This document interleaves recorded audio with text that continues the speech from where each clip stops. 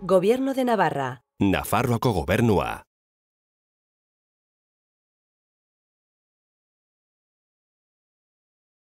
Pues muy buenas tardes, seáis todas bienvenidas a este nuevo webinario. En este caso vamos a hablar de los nuevos planes de Estados Unidos para las energías eólicas. Voy a dar un poquito de contexto de este webinario. Bueno, como sabéis, llevamos ya varios meses trabajando distintos temas, distintos sectores a través de webinarios y para los diferentes países que desde el Gobierno y desde el Plan Internacional estamos trabajando pues en este último año. En este caso, bueno, pues nos estamos centrando en Estados Unidos y renovables. Sabemos que es un tema que es especialmente interesante. Bueno, seguimos atentamente las noticias que llegan de allí y somos conscientes del interés que despiertan nuestras empresas. Una prueba de ello es la cantidad de empresas que se han inscrito a este webinario, como también lo son las consultas que recibimos y bueno, ahora comentaré un nuevo programa que hemos abierto para ofrecer servicios personalizados a las empresas navarras en destino. Pues uno de ellos es Estados Unidos y es el que más demanda está teniendo con diferencia para diferentes sectores. Así que Estados Unidos está ahora en la boca y la mirada de muchísimas empresas y concretamente de las navarras. Queremos que este webinario sea un webinario que aporte información relevante, ¿no? Como lo intentamos hacer siempre, y para eso, bueno, este país, en concreto Estados Unidos, lo estamos trabajando en colaboración con Cámara Navarra y con Cámara de Nueva York, que son quienes han trabajado para conseguir a los 3 ponentes que tenemos y que luego conoceréis y que podemos garantizar que tienen un nivel que os va a poder aportar información bien pertinente y con quien podéis y debéis aprovechar la oportunidad de charlar y de plantear dudas. Creo que es una oportunidad que no deberíamos perder. Y bueno, además de estos webinarios, sí que me gustaría recordar que también organizamos en colaboración con Cámara información sobre oportunidades de mercado. Estamos también ofreciendo píldoras informativas, trabajamos diplomacia corporativa, diplomacia comercial. Estamos haciendo una serie de cosas muy, muy interesantes. Todas ellas las tenéis en nuestra web, planinternacionaldenavarra.es, que os invitamos a que visitéis. Entonces, bueno, pues como venía diciendo ya brevemente,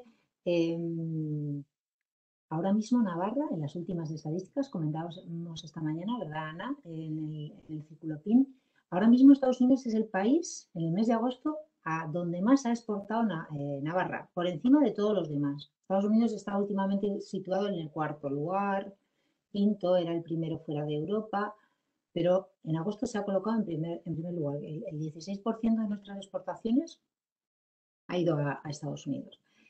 Entonces, bueno, pues simplemente volver a repetir que aprovechéis esta oportunidad.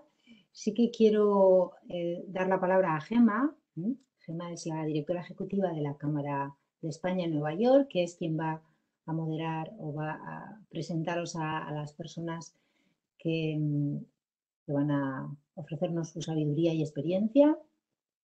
Y también, por supuesto, presentar a Ana Cañada, quien todas ya y todos conocéis, de Cámara Navarra, responsable del área internacional. Muchas gracias a todos y a todas. Gemma, tengo el gusto de darte la palabra y adelante.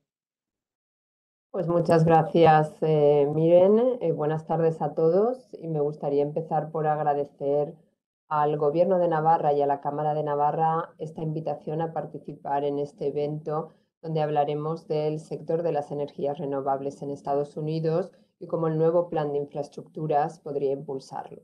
Una de las primeras cosas que el presidente Biden hizo cuando tomó posesión de su cargo el 20 de enero fue formalizar la vuelta del país norteamericano al Acuerdo de París. El gesto claramente ponía sobre la mesa la postura de la nueva administración respecto al clima. Y ahora, este nuevo gobierno lo que quiere es articular una recuperación de la crisis del coronavirus basada en la transición a energías limpias y a la creación de empleo. Para hablar de este tema, como decía Miren, es un placer poder contar hoy con la presencia de 3 expertos en la materia que además están o trabajan en diferentes áreas dentro del mismo sector. Por un lado, en orden alfabético, contamos con Gabriel Alonso, que es el consejero delegado y presidente de 547 Energy. Para aquellos que no conozcan la firma, se trata de un operador de una plataforma de inversión en energías renovables. Joaquín Castillo, consejero delegado de Acciona Energía en Norteamérica. Creo que Acciona en este caso no necesita presentación. Y George González, que es socio de la firma Haynes & Boone y que cuenta con una importante práctica dedicada al sector de la energía. Muchas gracias a los 3 por vuestro tiempo y por vuestra participación, y sin más dilación, porque seguro nos va a faltar tiempo, vamos a empezar ya con las presentaciones y con el diálogo. Me gustaría empezar pidiéndole a Gabriel Alonso que nos hiciera una presentación general del mercado del sector de las energías renovables en Estados Unidos. Un poco que nos hablara de los mecanismos de apoyo, de la legislación puesta en marcha por las anteriores administraciones y también, pues en qué estados se está produciendo el mayor crecimiento. Gabriel, si te parece, voy a compartir la pantalla para poder compartir con todos los asistentes la presentación que nos has enviado. Muy bien. Muy bien, pues avísame cuando la estés viendo. Muy bien, yo la estoy viendo ahora mismo. Y te voy a pedir, Gabriel, porque cuando comparto la pantalla no puedo veros a vosotros, te voy a pedir que si quieres, cuando quieras que pase cada diapositiva, me avises, ¿de acuerdo? Vale, perfecto, sí. Te diré pasa diapositiva, ¿vale? De acuerdo. Muy bien. Pues muchas gracias, Gemma. Gracias a la Cámara de Comercio de España en Nueva York, a la Cámara de Comercio en Navarra por esta oportunidad. El objetivo de mi presentación es explicar de forma muy sucinta algo muy complejo que es el mercado energético americano y específicamente el tema de las energías renovables y cómo encaja desde un punto de vista de diseño de mercado y desde un punto de vista legislativo. Pero bueno, intentaré simplificarlo, hacerlo, dar unas pinceladas, compartir unas pinceladas que permita por lo menos a la audiencia entender los elementos más básicos de cómo funciona el mercado energético en Estados Unidos. Pasa diapositiva. Entonces, brevemente, yo trabajo para 547 Energy, soy el responsable, que es la plataforma que invierte en energías renovables a nivel mundial de Quantum Energy Partners, que es un fondo de inversión con más de 18.000 millones de capital ya invertido, y tenemos presencia en Estados Unidos, también la tenemos en Europa, tanto en energías renovables tradicionales, eólica, solar, pero también en eólica marina y en otras iniciativas que estamos persiguiendo en Europa, y estamos también activos en Sudamérica y en Asia. Pasa página.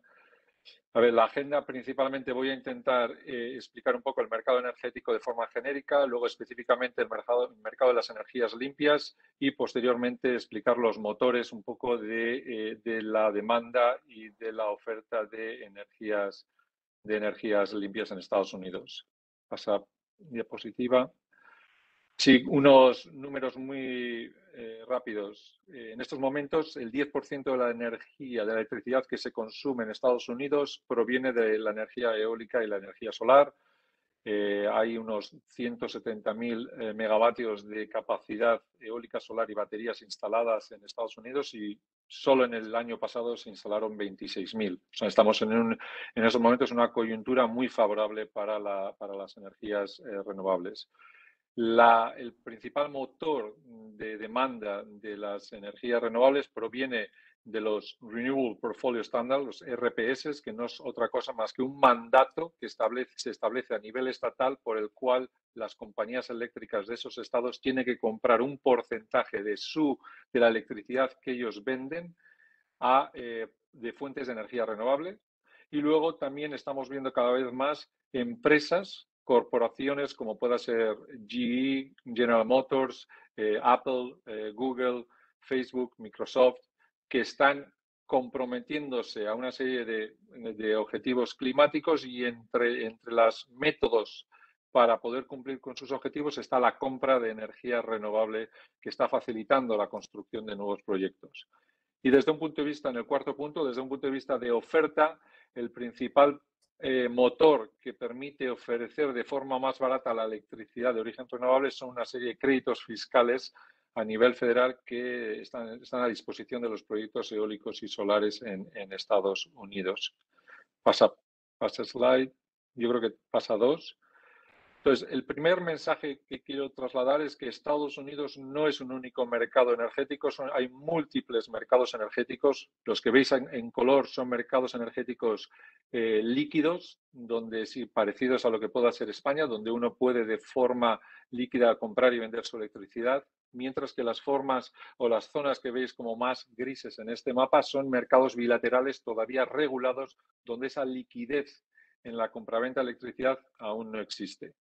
Para que hagáis una idea, PJM, el que está en naranja, es un mercado energético que tuvo un pico de demanda de electricidad de 160.000 megavatios, casi más de 3 veces lo que es España.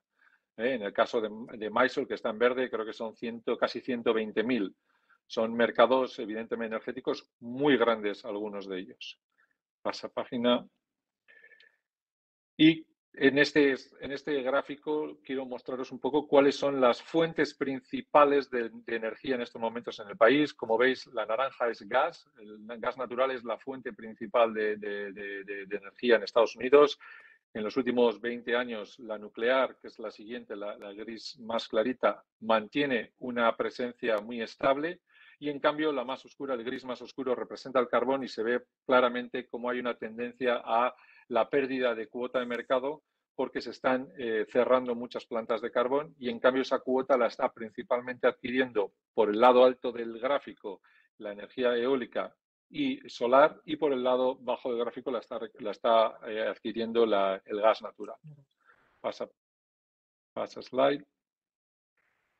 Si nos fijamos en lo que fue la capacidad instalada en los últimos años, vemos que casi el 40% de la capacidad instalada en los últimos 10 años fue gas natural, pero más del 50% fue eólica y energía solar. O sea, estas tres fuentes son en estos momentos las tres fuentes principales de nueva capacidad de generación de energía en Estados Unidos. No se están construyendo plantas de carbón, se está construyendo una planta nuclear que lleva ya muchos años en construcción y que todavía necesitará muchos más para terminarse, y yo creo que si nos movemos a 10 años vista, veremos que el porcentaje verde de baterías que existe ahora mismo en este gráfico, que ha sido muy pequeño, se va a incrementar muchísimo en los próximos años. El almacenamiento pasará a ser muy relevante en los próximos años. Siguiente página. Y un poquito para daros otro gráfico donde os quiero trasladar el mensaje que hay estados en Estados Unidos donde la penetración de las energías renovables es relativamente alta, como puede ser Iowa, pero todavía hay muchísima capacidad de mejora y de mercado que las energías renovables pueden adquirir en muchos estados en Estados Unidos, ¿no? Veis que la oportunidad que ofrece a las energías renovables para poder robar, entre comillas, cuota de mercado al carbón o incluso al gas natural, sobre todo las plantas más antiguas, es una oportunidad verdaderamente muy grande. Pasa diapositiva. Entonces, entro ahora a explicar brevemente el mercado, lo que son las energías, el mercado de las energías renovables. Como os indicaba, tenemos aproximadamente unos 170.000 megavatios de energías de solar, eólica y baterías que se han instalado hasta la fecha en Estados Unidos. Y en términos de capacidad instalada, solo el año pasado fueron más de 26.000 megavatios. Como podréis observar por el gráfico, hay momentos en los que se producen valles de crecimiento Y como luego explicaré, estos vienen explicados justificados por motivos regulatorios, por créditos fiscales, que es una de las maneras de potenciar y de fomentar el crecimiento de las energías renovables, que en determinados momentos en los últimos 10 años han expirado y se ha tardado en que se renovasen, creando un vacío de crecimiento en algunos de estos años. Pasa slide, por favor. En el caso de la eólica, vemos que el último año, donde se instalaron casi un poco más de 16.000 megavatios, fue un año récord. El último año récord fue el año 2012. ¿Por qué? Pues porque era un año donde expiraban los créditos fiscales y, como se puede observar en el año 2013, donde no hubo acceso a esos créditos fiscales, apenas se creció. El mercado aceleró su crecimiento para concentrar ese crecimiento en el año 2012 antes de que esos beneficios fiscales expirasen. Luego, como comentaré más tarde, los beneficios fiscales no expiraron en el 2020, todavía siguen vigentes para muchos más años. O sea que el crecimiento que vimos y que experimentamos en el 2020 se seguirá manteniendo en los próximos años. Por favor, pasa el slide.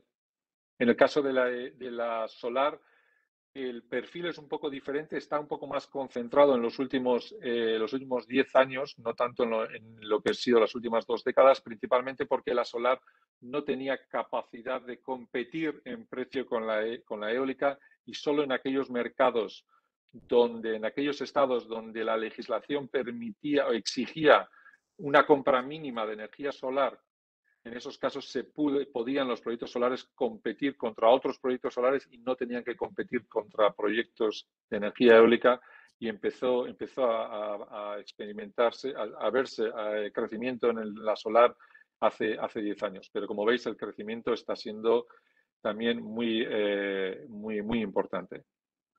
Pasa el slide. En términos de estados, una de las preguntas que Gemma comentaba que queríamos responder en esta presentación era en qué estados se está experimentando y se está viendo el mayor crecimiento. Texas es evidentemente el número 1, como podéis ver. El principal motivo por el cual es Texas es que hay un estado donde la facilidad para conseguir los permisos y construir proyectos es muy alta, y además hay una serie de beneficios, por ejemplo, a la conexión de proyectos. La conexión de proyectos en Texas se socializa, no se paga por el promotor, y facilita que, además, siendo un estado con mucha demanda de electricidad, solo el estado de Texas tiene un pico de demanda de 75.000 megavatios durante los meses de verano, pues haya mucho espacio para crecimiento de energía, de las energías tanto eólica y solar, porque tanto el recurso eólico en el este y el sur del estado y el recurso solar son muy atractivos, ¿no? Luego hay otros estados, como podéis ver, donde también hay crecimiento, ya sea solar o eólico, y os da un poco una idea de que el potencial es muy alto, ¿eh? El potencial de crecimiento en el país es muy alto. Pasar slide. En estas 2 siguientes slides simplemente quiero que os quedéis visualmente con la localización de los proyectos eólicos y solares en Estados Unidos, porque no coinciden. Los proyectos eólicos están principalmente en el centro del país, en esa franja intermedia, en el Midwest, en el medio oeste, que es donde evidentemente se encuentra el mejor recurso eólico, a pesar de que el consumo está principalmente en las costas, mientras que en el slide siguiente, gracias Gemma, en el slide siguiente vemos que la concentración de la energía solar se produce más en las costas, más cerca de los centros de consumo, y también no tanto porque el recurso solar, que evidentemente en California, Arizona y Nevada es muy, muy bueno y muy alto, y no lo es tanto en Nueva York o en Filadelfia o en Delaware, pero ahí hay una serie de beneficios adicionales a nivel estatal que facilitan que se esté construyendo mucha energía solar. Ahora mismo este mapa no muestra tanta energía solar en Texas o en esta parte un poco más al sur, en el centro sur del país, pero eso va a cambiar en los próximos años. Siguiente slide. Y este slide es un poco una curiosidad que yo creo que es importante entender que en un mercado tan regulado, donde hay una serie de beneficios, entender cómo funciona la política en Estados Unidos es muy importante. Este mapa simplemente refleja los diferentes distritos del House, de lo que es el Parlamento en Estados Unidos. Son 435 representantes que participan en el House, y estos son los diferentes distritos. En azul los demócratas, en rojo los republicanos, y la intensidad del color depende de cuánta capacidad exista de energías renovables en esos distritos. Y como podéis observar, la mayoría de la capacidad renovable en Estados Unidos se concentra en distritos principalmente con votante republicano, a pesar de que el Partido Republicano no ha sido tradicionalmente el que más haya apoyado a las energías renovables.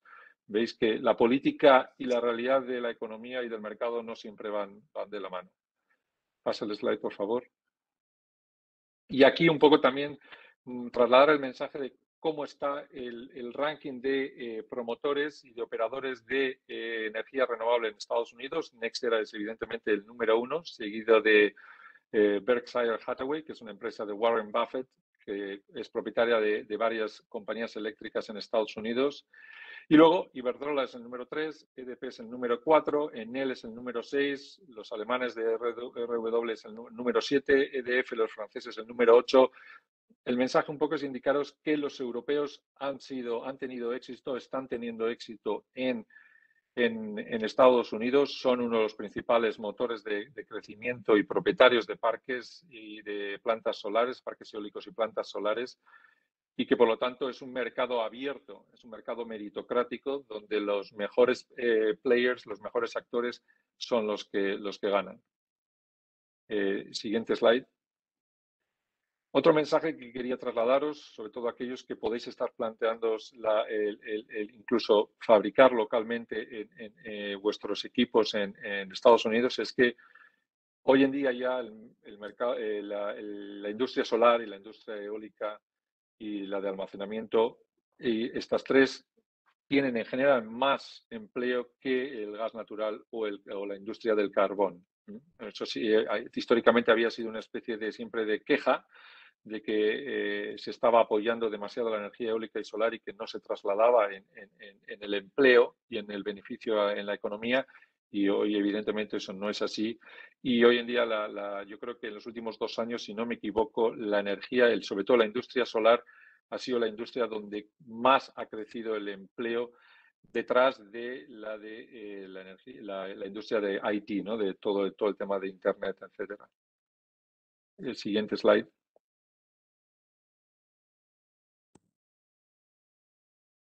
Y esto, bueno, es un slide, no voy a discutirlo, no voy a explicarlo en detalle, pero solo comentaros un poquito cómo está el tema del average annual wage, los salarios, que son evidentemente superiores a los que uno está acostumbrado en España y en Europa, y donde se prevé que vaya a haber un crecimiento de empleos en los próximos años. Creo que no me aventuro mucho si digo que va a haber un problema de empleo, lo está viendo hoy en día y seguirá viéndolo para poder cubrir toda la demanda de nuevos empleos que se está viendo hoy en día y que se va a seguir viendo en Estados Unidos en el sector de las energías renovables. Siguiente. Y ahora sí me gustaría explicar un poquito lo que son los drivers, los motores de, por un lado, la demanda en Estados Unidos y por otro lado de la oferta. En términos de la demanda, rápidamente, hablar de los RPS, que son beneficios estatales, donde legislación estatal que requiere a las compañías eléctricas de esos estados a comprar un porcentaje de su energía renovable, de su energía de origen renovable, perdón.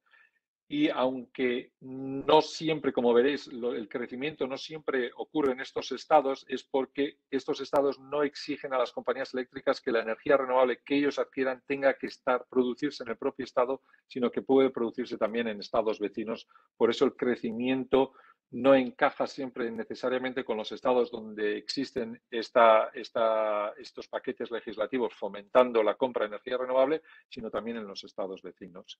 Siguiente slide. aquí veis, solo es ver visualmente, mostraros cómo el crecimiento, la demanda de energías renovables que va a seguir existiendo en los próximos años por medio de estos paquetes legislativos va a estar ahí. O sea que se prevé que la energía renovable siga creciendo, manteniendo el nivel de crecimiento que hemos visto en los últimos años. Siguiente slide.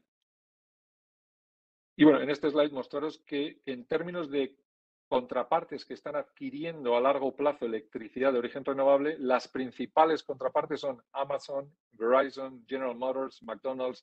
No estamos hablando de compañías eléctricas como puede ser Evergy o NIPSCO o AP Energy, sino estamos hablando de corporaciones privadas que tienen objetivos climáticos de cambio climático que quieren cumplir y para eso están en el mercado siendo los principales motores de nueva demanda de energía renovable. Siguiente slide. Y luego sí me gustaría rápidamente, sin complicar un poco el mensaje, explicar que luego existen beneficios fiscales en Estados Unidos, unos dirigidos a la inversión, como en el caso de la eólica marina o la eólica, la solar, donde el dueño de un parque solar, un parque offshore marino, tiene un 30% de la inversión realizada, se genera un crédito fiscal que reduce el pago de impuestos de ese inversor o de un nuevo inversor. Normalmente en Estados Unidos se vende esa posición, se monetiza esa posición vendiéndole esos beneficios fiscales evidentemente a empresas que tienen mucha base imponible, como puedan ser bancos, como puedan ser empresas de seguros, por ejemplo. Y luego tenemos el Production Tax Credit, el PTC, que lo que hace es alcanzar un objetivo semejante, pero en vez de fomentando la inversión, fomentando la producción de electricidad. Se genera un beneficio fiscal por cada megavatio hora producido. Actualmente estamos a $25 por megavatio hora y esto principalmente beneficia a la eólica terrestre. Y luego, un punto más abajo, tenemos también un beneficio fiscal que es la aceleración en la amortización. En cuestiones fiscales uno puede incluso amortizar el 100% de la inversión en el primer año de vida de un proyecto, que eso genera una serie de pérdidas que se pueden utilizar para compensar pagos en otros brazos que una empresa pueda tener. Y luego el slide siguiente ya es de forma muy sucinta y el último ya slide que explico un poco cuál es la situación actual con estos beneficios fiscales. Actualmente, en el caso del Investment Tax Credit, el que beneficia a la solar y el que beneficia también al offshore wind, tenemos que los proyectos que comiencen a construirse antes del 2019 pueden finalizar su construcción antes del 2025 y mantienen el derecho a un 30% de ese Investment Tax Credit.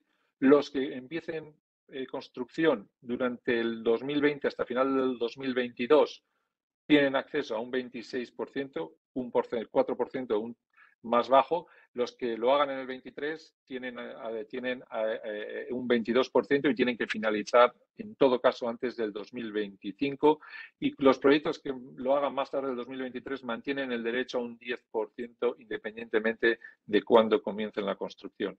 En el caso del Production Tax Credit para la eólica es un poco diferente. Ahí veis también los diferentes porcentajes dependiendo de cuándo comience la construcción de los proyectos y a finales de este año es la fecha límite para comenzar la construcción de un proyecto eólico que pueda beneficiarse de un 60% del valor del PTC original porque, salvo que cambie o se modifique la legislación, no habrá más Production Tax Credits, o sea, los proyectos no se beneficiarán de Production Tax Credits si empiezan la construcción después del 1 de enero del 2022. Y en el caso del offshore wind, el ITC, hay todavía más años, uno puede empezar antes del 2025 porque son proyectos muy grandes que llevan mucho tiempo a construir y tiene que finalizar el proyecto antes del 2035 para mantener este beneficio fiscal. Y con eso creo que ya termino la presentación, esta somera presentación de lo que es el mercado en Estados Unidos.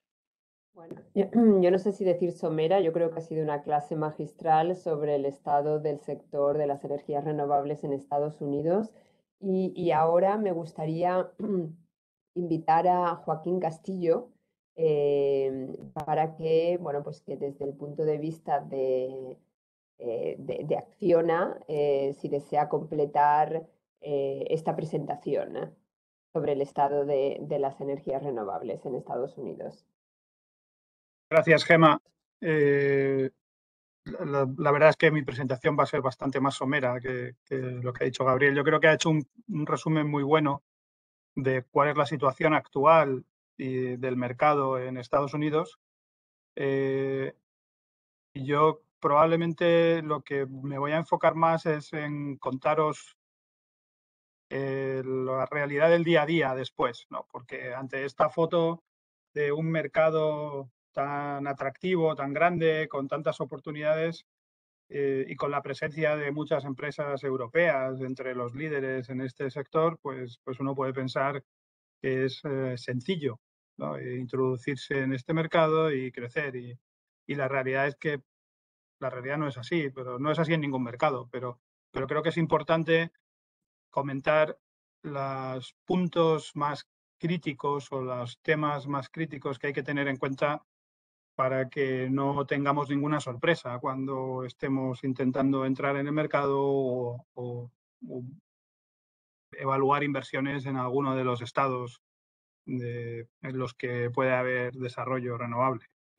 Entonces, como decía también Gemma al principio, yo creo que Acciona en Navarra es sobradamente conocida, no hace falta presentarnos. Solo daros una pincelada de la presencia que tenemos en Estados Unidos y Canadá, en Norteamérica. De aquí llevamos más de 15 años. Tenemos la oficina principal en Chicago. Ahora mismo más de 250 personas trabajando entre la oficina central y en los proyectos, tanto en operación y mantenimiento como en construcción. Y básicamente nuestra historia ha sido, quizá un poco reflejando lo que también ponía antes Gabriel, ha sido una historia eólica. O sea, tenemos 1.300 megavatios en operación, que son todos eólicos, salvo una planta de termosolar en Nevada, cerca de Las Vegas. Y lo que estamos construyendo ahora son proyectos fotovoltaicos. La energía eólica era económicamente competitiva, era viable al principio, y la fotovoltaica, pues como habéis visto en ese crecimiento, ha tardado más, y un poco pues por nuestra parte hemos seguido esa dinámica. Ahora estamos construyendo 1.200 megavatios fotovoltaicos en 5 proyectos, en 2 mercados distintos, en ERCOT en Texas y en PJM. Incluso dentro de PJM tenemos 3 estados donde estamos construyendo, y ahí es donde os comentaré después que incluso dentro del mismo mercado eléctrico, al final, estar en Kentucky o estar en Ohio o estar en Illinois es completamente distinto. Entonces, si quieres pasa a la siguiente slide. Lo que os decía antes, ¿no? O sea, y probablemente después entremos en más detalle en las discusiones sobre los planes futuros de incentivo para las energías renovables o de extensión de los incentivos actuales, que bajo mi punto de vista van a hacer probablemente más atractivo aún este país desde nuestro sector. Ahora bien, hay que tener en cuenta, como decía también Gabriel, esto no es un país, estos son 52 países distintos al final. O sea, Texas no tiene nada que ver con Illinois o con California o con Pensilvania. Y ni siquiera dentro del mismo mercado eléctrico. PJM es un mercado que tiene varios estados. El único mercado probablemente que es estado y mercado es ERCOT en Texas, pero en todos los demás, pues tenemos que tener en cuenta las características y las especificidades locales de cada estado, incluso desde el punto de vista de cuál es el mix de generación que existe, ¿no? Hay estados que todavía tienen una fuerte presencia, una parte muy importante de generación basada en carbón, y como os podéis imaginar, pues hay una resistencia mayor a introducir nuevas tecnologías o tecnologías renovables, ¿no? Pues porque todo lo que introduzcas de tecnología renovable, como hemos ido viendo, reduce la presencia y reduce la participación de las centrales de carbón, y por lo tanto, pues de alguna manera pone en riesgo esos empleos y esa industria. Y no olvidéis, aquí yo creo que lo ha comentado y lo comentaremos después. Tenemos el Congreso y el Senado. Esto no funciona como en España. El Senado americano, cada senador representa a su estado. y su preocupación principal, por así decirlo, sea demócrata o sea republicano, es qué necesita o qué quiere o qué le piden sus votantes en su estado. No hay un voto de partido, no todos los demócratas no votan igual o todos los republicanos no votan igual, ¿no?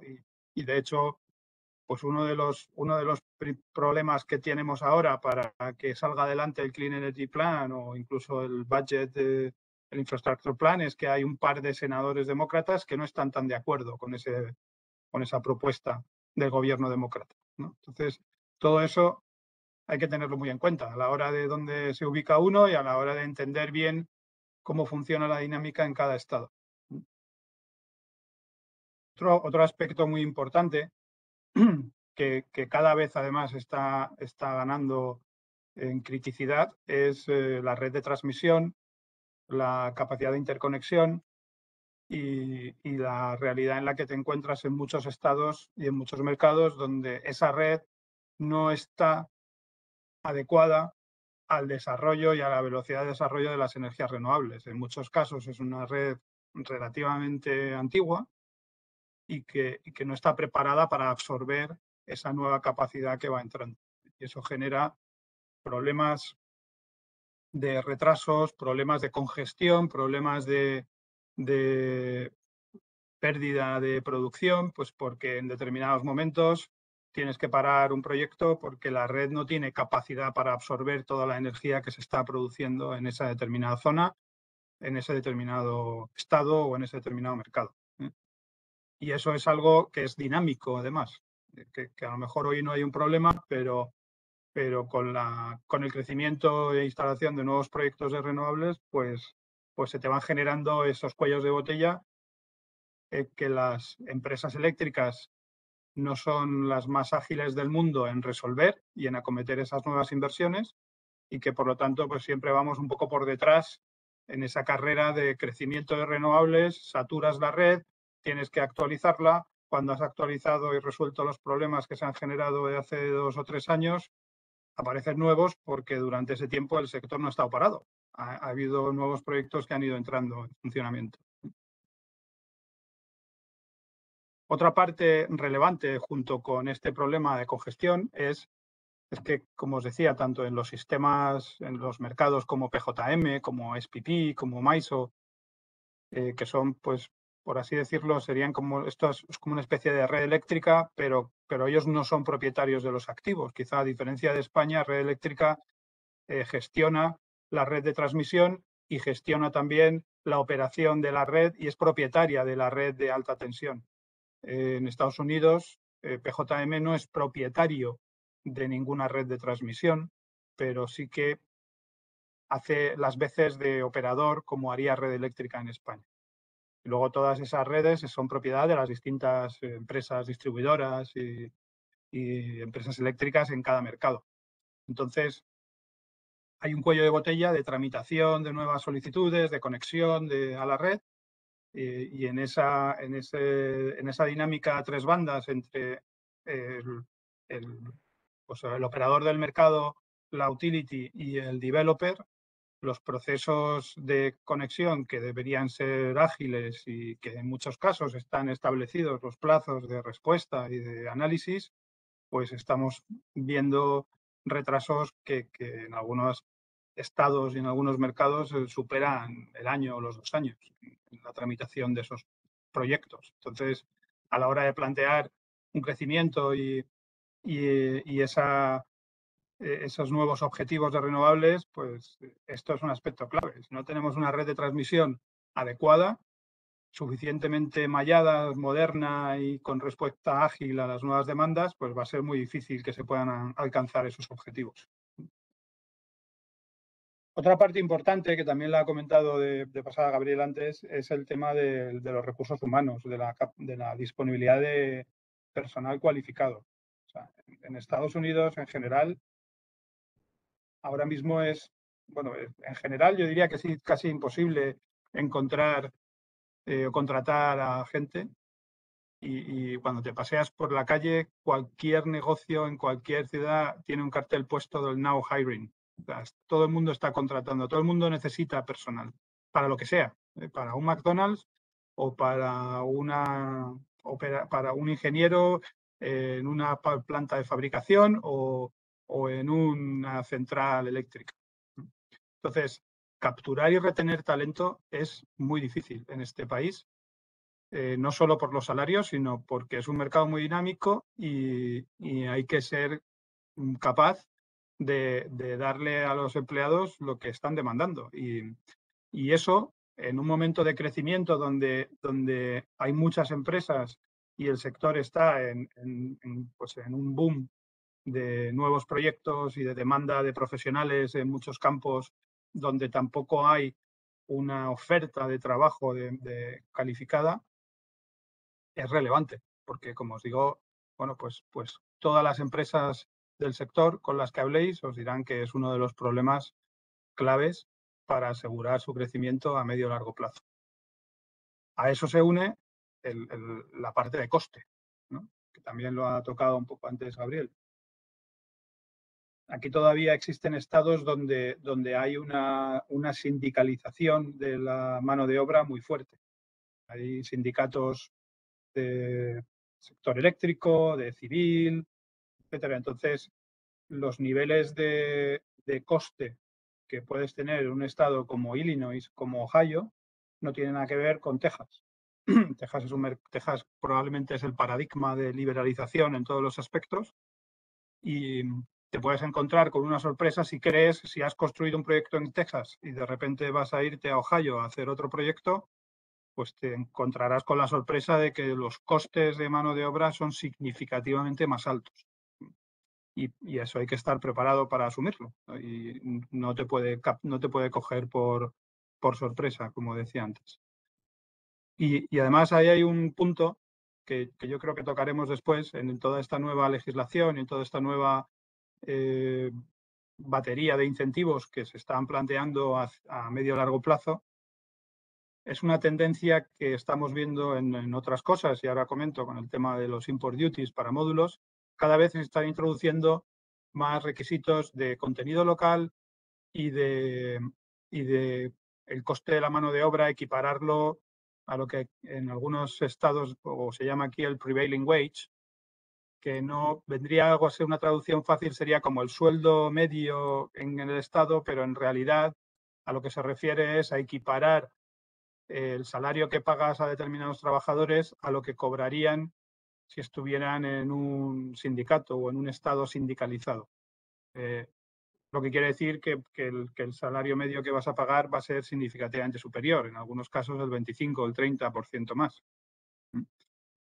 Y eso se está viendo en algunos borradores de legislación como un requisito para poder percibir el 100% de los nuevos incentivos.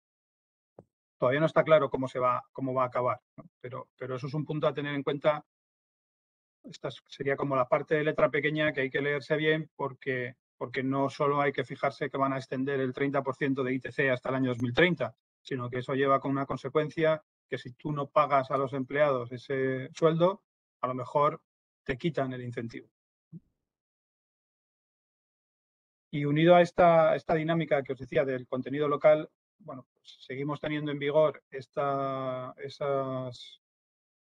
import duties, esas tarifas a la importación sobre todo módulos fotovoltaicos de China. También hay una tarifa para torres eólicas de España, creo, además, en concreto.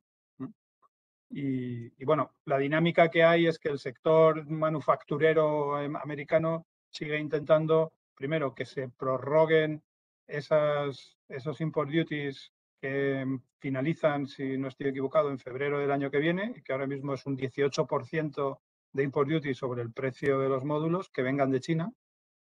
Y no solo se está intentando que se prorroguen, sino que además hay alguna petición para que se extienda esa tarifa a productos fabricados en otros países del sudeste asiático. Vietnam, Malasia, en Tailandia, porque de manera natural lo que ha estado ocurriendo durante este tiempo es que pues, todos aquellos fabricantes chinos que fabricaban en China, pues ahora muchos de ellos fabrican en Vietnam o fabrican en Tailandia o en Malasia. Algunos ya lo estaban haciendo y otros lo han empezado a hacer para para evitar tener que pagar esos import duties cuando vendes productos en Estados Unidos, ¿no? A eso se une, pues probablemente habréis oído hablar de todas estas problemáticas que surgió este año alrededor de fabricación de polisilicio en China, con mano de obra pues que en condiciones pues digamos por debajo de lo que debía ser éticamente razonable y casi en condiciones de esclavitud, según decían algunos medios aquí, y eso ha provocado pues una suspensión de entrada en Estados Unidos de todos los productos que se sospeche que llevan o que tienen algún componente que ha estado fabricado en una determinada región de China. La realidad es que hoy en día está habiendo módulos fotovoltaicos que se quedan parados en la frontera, en las aduanas de Estados Unidos, si vienen de China, hasta que se hace una verificación exhaustiva de que no hay ninguna trazabilidad a esas regiones, ¿no? No sabemos cómo evolucionará eso. Todo esto se une, como os digo, al tema del local content, del contenido local que se va a promover, parece que como un incentivo por encima del incentivo por ejemplo, el 30% de ITC, pues alcanzar un determinado volumen de contenido local te daría derecho a un crédito fiscal algo superior, pero no sabemos muy bien cómo va a acabar esa parte de la legislación. Y repito, con todos los problemas que tenemos alrededor de la logística mundial provocado por el COVID, pues como eso lo estamos sufriendo en todos los sitios, en España también, ¿no? De que no hay, la cadena de suministro está rota, es imposible encontrar contenedores, cualquier cosa tarda el doble o el triple de lo que tardaba antes, todas las materias primas están subiendo de precio, pues todo eso se une en ese cóctel. Probablemente estamos viendo esto como un problema de corto plazo, pero no sabemos ese corto plazo hasta dónde va a llegar. El corto plazo del COVID, hace un año y medio todos pensábamos que el COVID era cosa de un par de meses y llevamos casi 2 años con ello, ¿no? Entonces, no parece que todo este cuello de botella vaya a solucionarse hasta finales del año que viene, cuando ya empecemos a volver a una situación algo más normal en logística y suministro. Y la verdad es que eso es otro elemento añadido a la hora de poner problemas en el desarrollo de nuevos proyectos o en la construcción de proyectos que están en marcha. En definitiva, yo creo que llegar a todos estos objetivos o cumplir todos los RPRs que tienen en estados, incluso a nivel global, lo que quiere promover Biden de crecimiento de energías renovables, yo creo que es posible. O sea, este país se mueve por criterios económicos. Una vez están todos los elementos puestos, la maquinaria empieza a funcionar, pero va a costar más de lo que parece y no va a ser un camino de rosas. Tampoco nadie dijo que lo fuera, pero yo quizá quería poner ese punto de... No es pesimismo, sino para mí es realismo. Aquí hay muchas oportunidades, se pueden hacer muchas cosas, se están haciendo y se van a hacer, y hay espacio, yo diría que para casi todo el mundo, pero que nadie piense que llegar a Estados Unidos va a ser un camino de rosas.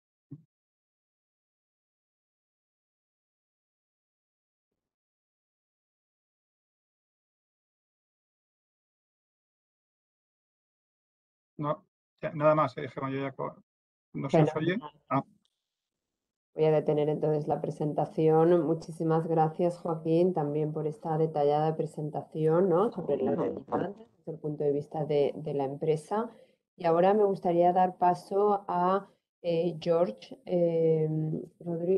González, porque cuando hablamos del nuevo plan de infraestructuras que habéis mencionado los dos, en realidad estamos hablando ahora de 2 iniciativas legislativas diferentes. Por un lado, lo que llaman the Bipartisan Infrastructure Framework, y por otro lado, the Build Back Better Act.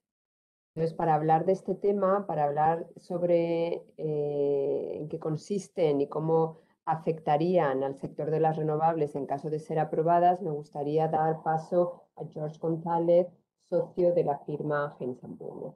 George, adelante. Muchas gracias, Gemma. Me da mucho gusto estar con la Cámara de Navarra hoy día. Me ha gustado mucho las dos presentaciones. Yo creo que Gabriel lo dijo claramente. Yo creo que una de las conclusiones que puedes llegar de la presentación de Joaquín es que el estado de Texas, donde yo soy socio en Haynes & Boone, en Houston, el estado de Texas es el número 1 estado de este país. Entonces, esa es una de las conclusiones importantes. Bueno, ya estamos casi a las 6 de la noche. No sé, Gemma, si quieres poner las diapositivas mías. Lo voy a hacer ahora, George. Voy a tratar de hablar de cada uno de esos muy rápidamente y en breve. Por favor, vamos a ver. Dime, por favor, si lo estás viendo. Ok. Otra manera de ver la legislación de Biden es que estos dos temas de legislación están para tratar de responder a los desafíos que acaba de hablar Joaquín. Entonces, yo interpreto lo que estamos en una época de oportunidades en los Estados Unidos, de transición de energía. Como dijo Gemma, no sé si quieres llegar al diapositivo 2. Ese es algo de Haynes & Boone. Haynes & Boone es un despacho grande estadounidense. El sector energía es el sector más grande del despacho. Yo soy socio en el sector energía e infraestructura del despacho y tenemos cobertura en todos los estados que se ve ahí. El diapositivo 3, por favor. Entonces, como dijo Gemma, hay dos paquetes de legislación. La primera es el Bipartisan Bill, la segunda Reconciliation Bill. El Bipartisan Bill se trata de 1.2 mil billones de dólares de infusión en infraestructura. El Reconciliation Bill se trata de hasta 3.5 mil billones de dólares para llegar de infraestructura y de incentivos. Una nota importante, como dijo Joaquín, estos dos temas de legislación están en proceso de negociación. Entonces, los temas y puntos que yo voy a hablar hoy día están cambiándose y la legislación que se va a adoptar por el Congreso seguramente va a ser distinto a lo que indico. Pero yo sí creo que es importante tener una perspectiva porque las ideas de política van a ser similares o igual. Diapositivo 4, por favor. Entonces, la idea de Biden es tratar de minimizar el carbón en el país para el año 2035 y en toda la economía estadounidense para el año 2050. Los dos paquetes de legislación hablan de energía eficiencia y de crear un Clean Energy Standard importante. Por ejemplo, uno de los temas básicos es de crear muchas estaciones de carga para autos eléctricos en los Estados Unidos. Estamos hablando de más de 500,000 charging stations en el país. Diapositivo 5, por favor. Entonces, hay que pensar de los dos paquetes en términos de incentivos y desincentivos y de infusión de capital. El Bipartisan Bill, se dice que es el Bipartisan Bill porque ya básicamente está aprobada, aunque no está aprobada oficialmente. Ya tiene suficientes votos para llegar a ser ley. Y esto se trata, como te dije, de 1.2 mil billones de dólares para infusión en el transporte público, en ferrocarril, en puentes, en estaciones de carga, en incentivos para clean energy transmisión. El Bipartisan Bill, como dije, ya está básicamente aprobado, aunque no está oficial, no ha tenido un voto oficial en Washington. Diapositivo 6, por favor. Las reformas van para crear un nuevo red de electricidad. Como dijo Joaquín, el tema del grid estadounidense, el grid es muy viejo y no podemos llegar a los metas que tienen los políticos en este país sin tener un nuevo grid mucho más eficiente y digamos smart grid estadounidense. También la ley crea una nueva autoridad de financiamiento de infraestructura y 7.5 mil millones de dólares para estas estaciones de carga. También hay aspectos de infraestructura y de hidrógeno, propano y de otros fuentes verdes. Diapositivo 7, por favor. Entonces se divida el bipartisan bill en 550 mil millones de dólares para el grid, para infraestructura de climate change y para la idea de invertir en el red eléctrico es para ayudar solar y eólico a fuentes de energía que sean más eficientes. Entonces, esto significa, como pueden imaginar, el más importante inversión en temas eléctricos de energía en el país desde el año 1950. Diapositivo 8, por favor. Entonces, el bipartisan bill tiene unos 7.5 mil millones para la producción de vehículos eléctricos. Tiene un programa del Departamento de Transporte para infraestructura de dicho sistema de cargos. Diapositivo 9, por favor. También hay aspectos de tratar de promover combustibles alternativas como lo que es hidrógeno. No voy a hablar de las cantidades específicas. Estas cantidades probablemente van a cambiar, pero son números importantes. Quiero ya hablar del Reconciliation Bill, que es el diapositivo 10. Esto se llama el Reconciliation Bill porque el Reconciliation es una referencia a un proceso de la legislación de aprobar la legislación sin tener que utilizar un voto del Partido Republicano.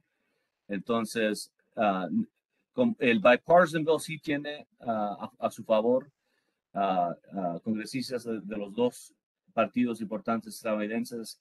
Esta parte de los hasta 3.5 mil billones de dólares únicamente tiene aprobación del Partido Demócrata. Pero también, como dijo Joaquín, yo creo, hay ciertos senadores que todavía no han dicho que lo van a aportar. Es posible que la cantidad se va a disminuir. Hablan, por ejemplo, de que se va a ir del 3.5 mil billones a 2 mil billones, a 2 trillion, que puede ser que esa sea la cantidad final en la legislación. Vamos al diapositivo 11. Entonces aquí ves, uno de los marcos importantes de Biden es crear un sistema de incentivos y desincentivos para el dicho Clean Energy Performance Program. Esto es importante porque es una manera de crear adentro de los generadores de electricidad la necesidad de utilizar energía verde, eólico, solar y otras fuentes, y de esa manera crear una infraestructura de empresas que pueden aportar para que lleguen a sus metas. Voy a hablar un poco acerca de este plan en diapositivo 12. Entonces, el Clean Energy Performance Plan habla de incentivos. Si es que los generadores pueden crecer su generación de electricidad utilizando fuentes verdes, solar, hidro o eólico, están sujetos a recibir dinero del gobierno de forma de un grant, una donación. Pero si no llegan a crecer su fuente de energía verde al 4% de una manera anual, están sujetos a una penalidad. Parece que el senador de West Virginia ha dicho que va a oponer los desincentivos de este programa. Entonces puede ser que el aspecto de penalidades adentro de este plan se va a quitar cuando se apruebe la legislación. Pero yo creo que es importante entenderlo. El presidente Biden no está tratando de indicar cómo es tal y cual que los generadores de electricidad deben utilizar la infusión de dinero, pero está tratando de crear un marco de incentivos y desincentivos. Vamos al diapositivo 13. Entonces aquí ves si un generador de electricidad puede crecer su fuente de energía verde más de 4%, pueden llegar a recibir un pago de $150 por megawatt de hora. Esto puede sumar a una cantidad importante. Y el programa sería por 10 años. Vamos al diapositivo 14. Ahora, si no llegan a crecer su fuente de energía verde al 4%, la penalidad sería de $150 por megawatt hour. Entonces, esto también es un muy importante desincentivo. Ahora, yo creo que es importante ver esto en forma de ejemplo. Entonces, vamos al diapositivo 15. Ok, aquí ves, si ves en el marco, dice, si es que el generador puede llegar a aumentar su energía verde al 2%, por ejemplo, al 52 en este ejemplo, no llega al 4, entonces eso quiere decir que hay una penalidad. En ese sentido, la penalidad sería $800,000. Si llega, en el segundo ejemplo, a aumentar su energía por el 4%, todo esto es en base a un análisis anual. Entonces, si llega a tener el 4%, puede ser que llegue a recibir un pago de $375,000 ese año.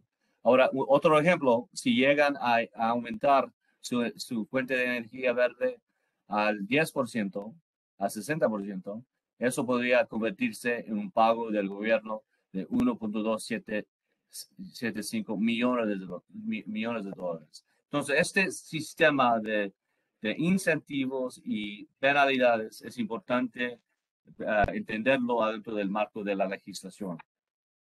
Y aquí acabo. La última slide, nomás es un slide del equipo que me ayudó a preparar este programa.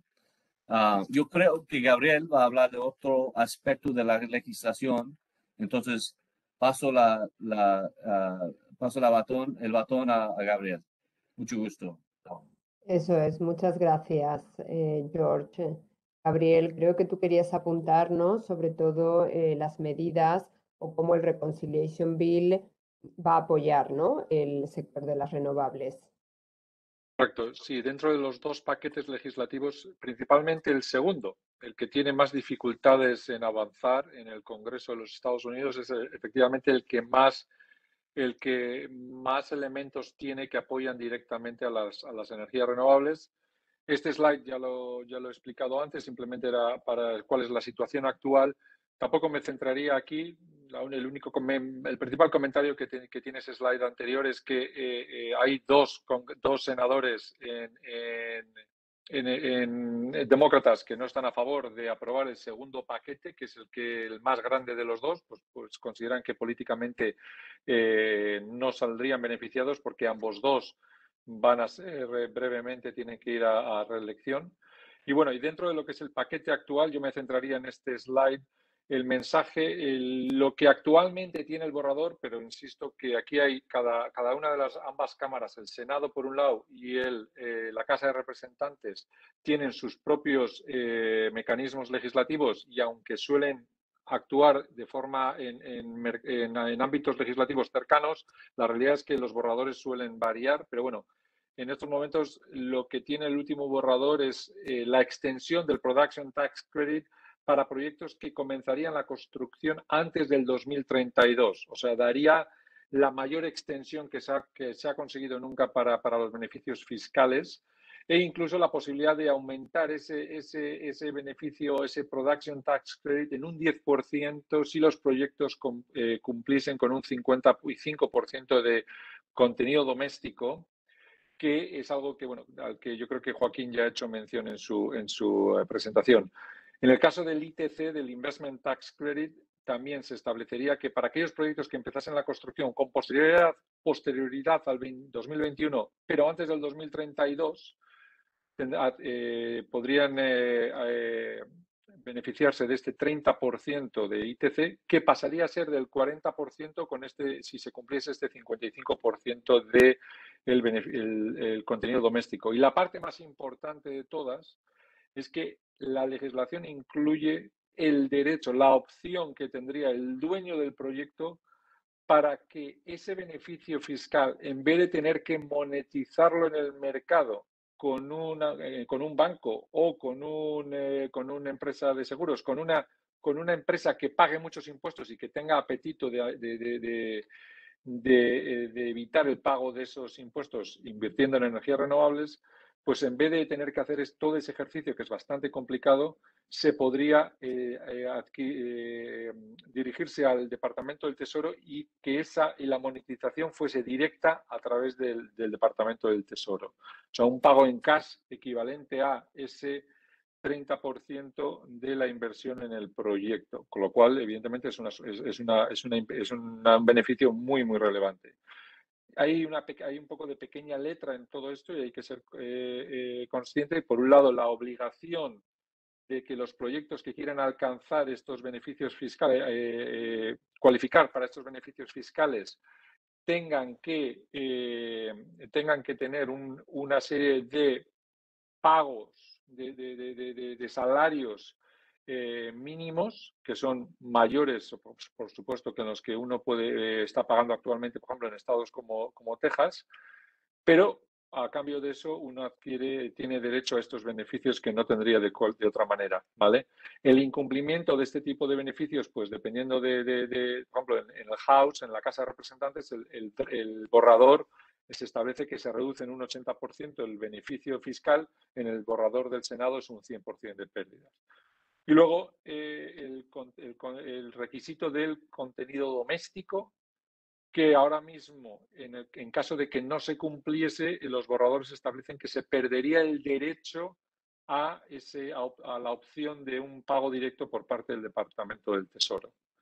Y luego, el último slide, lo que vengo a explicar es que, aparte de extender los beneficios fiscales que tradicionalmente han existido para la eólica y para la solar y que existen hoy en día, extenderlos más allá hasta la década siguiente, también se incluye por primera vez para almacenamiento un 30% de Investment Tax Credit hasta finales del 2031, y para nuevas líneas de transmisión, nueva infraestructura eléctrica de alta tensión de 275 kilovoltios o mayor, también la posibilidad de acceder a ese 30% de la inversión que supondría esa línea de transmisión. Bueno, y con esto ya creo que clarificamos un poco cuáles son las perspectivas legislativas que existen en estos momentos de apoyo a las renovables, que no han sido aprobadas, pero bueno, que se están discutiendo. Eso es. Bueno, son las 6:15. Miren, entonces yo tengo otras preguntas a trasladarles a los panelistas, pero no sé si, bueno, si queréis pasar a lo mejor a las preguntas por parte de la audiencia. Si no, yo aún tengo un par de preguntas que creo que podría ser importante para ellos responder, pero quiero ser respetuosa del tiempo. Bueno, yo creo que lo que podemos hacer es que quien lo desee lance las preguntas en el chat, pero en tanto que las van preparando o pensando, pues yo sí que lanzaría las preguntas que tienes, o al menos las más importantes. Fenomenal. Pues una pregunta que nos surge es, yo creo que para los tres panelistas, puede contestar el que lo desee, ¿cómo este nuevo plan de infraestructuras podría acelerar la transición de Estados Unidos a la energía limpia? ¿Cómo lo veis? ¿Cómo de rápido puede suceder esa transición? Bueno, yo si queréis puedo brevemente. El objetivo es claro, es que se produzca una aceleración en la transición energética. Como he comentado, solo el 10% de la energía que se produce en Estados Unidos es de origen renovable, por lo tanto el potencial de crecimiento es muy, muy alto. Y aunque el marco regulatorio que se está intentando aprobar facilitaría enormemente esa aceleración, una aceleración que en cualquier caso ya se está viendo en los últimos años. Yo creo que Joaquín sí ha identificado una serie de restricciones o limitaciones, barreras que habría que superar, ¿no? para garantizar que esa aceleración efectivamente tiene lugar, ¿no? Yo creo que del paquete nuevo existente, el hecho de que se pueda optar a que los beneficios fiscales se paguen en cash en vez de tener que monetizarlos en el mercado es un grandísimo beneficio porque permitiría resolver una de las barreras, que es la disponibilidad de capacidad financiera para monetizar beneficios fiscales. Pero luego también la realidad es que, por ejemplo, la infraestructura eléctrica en Estados Unidos, sobre todo en las zonas donde hay más viento o donde hay mejores incentivos para las energías, para la solar, se está viendo limitada, porque es mucho más fácil desarrollar y construir un proyecto eólico y solar que construir una línea de transmisión. Entonces, la capacidad existente en el sistema se está empezando a ver, a limitarse.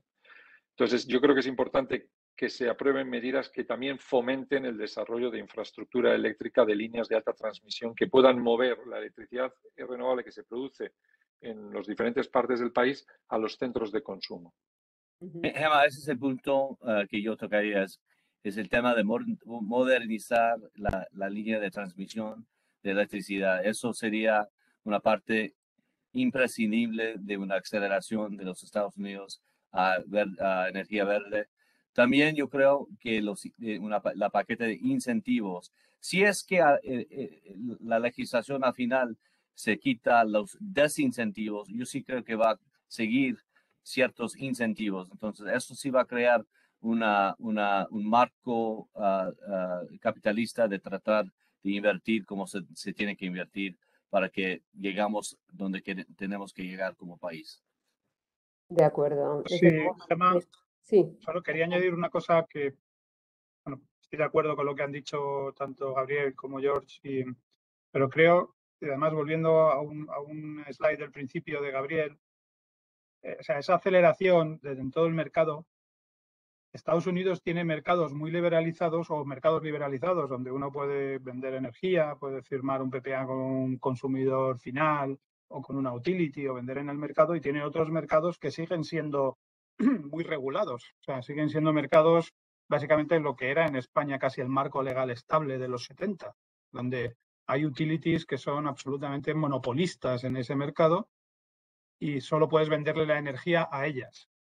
Entonces, el crecimiento en esos mercados está bastante limitado por esa incapacidad de acceder a un mercado mucho más libre y fluido. Entonces, eso no es algo que sea una política federal probablemente, pero en la medida en que haya mecanismos o se incentive que esos mercados vayan transicionando, y algunos ya lo están haciendo, pero no a la velocidad probablemente que otros esperaríamos.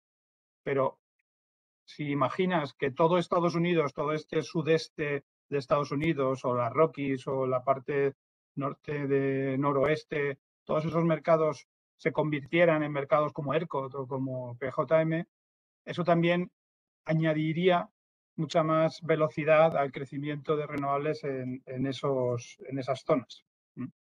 De acuerdo.